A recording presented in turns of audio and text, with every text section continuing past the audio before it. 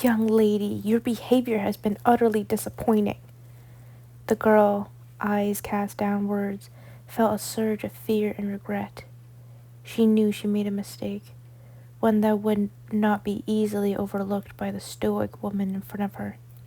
Her heart raced as she awaited the inevitable lecture that she had heard too many times before. Look at me when I speak to you, the woman barked, her eyes piercing like two sharp needles. The girl obeyed immediately, her heart pounding in her chest as she met the woman's cold gaze. Yes, ma'am, she murmured, her voice quivering. She had learned that the quicker she responded, the shorter the scolding would be. But she also knew that this time was different. The air had a tension she never felt before. The authority figure's face remained a mask of disappointment and anger. You're going to learn the meaning of responsibility today, she said, her voice firm but not unkind. You think the world will bend to your will because you're young and pretty? The girl felt a sting in her chest at the harsh words, but she knew better than to argue. No, ma'am, she replied, her eyes welling up with unshed tears. She had always been taught that respect and obedience were paramount.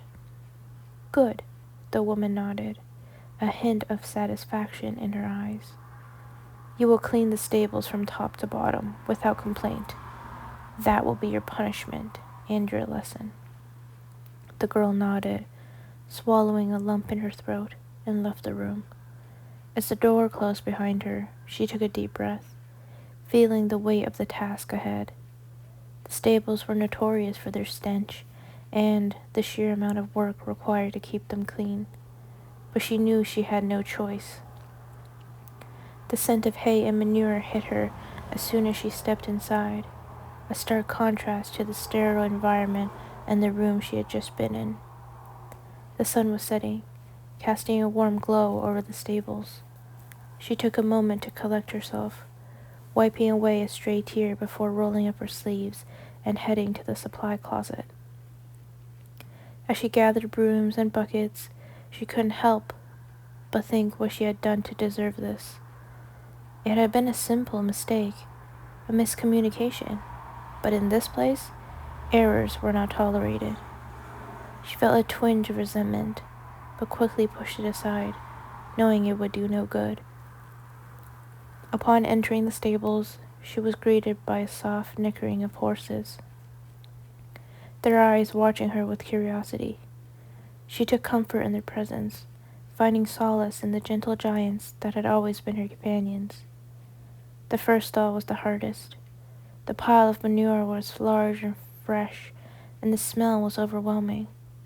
But she took a deep breath and began to work, her movements mechanical and efficient. As she worked, she thought about her life under this strict regime and wondered if there was more to life than just following orders.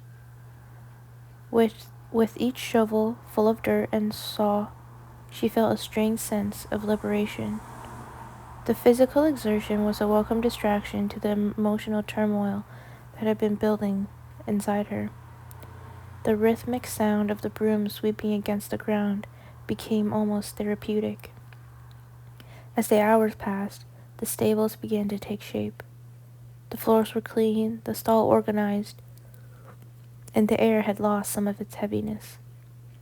The girl felt a sense of accomplishment she hadn't in a long time. Maybe, she thought, this wasn't just a punishment, but a chance for her to prove herself. The woman returned as she was finishing up. Her eyes swept over the gleaming halls before landing on the girl, who stood tall despite her exhaustion. You're done, she said, her voice devoid of its earliest anger. And you did well. The girl felt a warmth spread through her chest at the rare praise. Thank you, ma'am, she said, her voice steady. Now go to bed, the woman said, turning to leave. Tomorrow we will continue your lesson. The girl watched her retreating figure before heading down to her own quarters, her mind racing with what the next day would bring. As she laid in bed, she realized she was no longer just a recipient of the strict rules, but a participant of her own growth. And perhaps, just perhaps, there was a method to the madness after all. The next morning, she woke up at the first light of dawn, feeling more rested than she had in a while. The usual dread of facing the day was replaced by the newfound determination.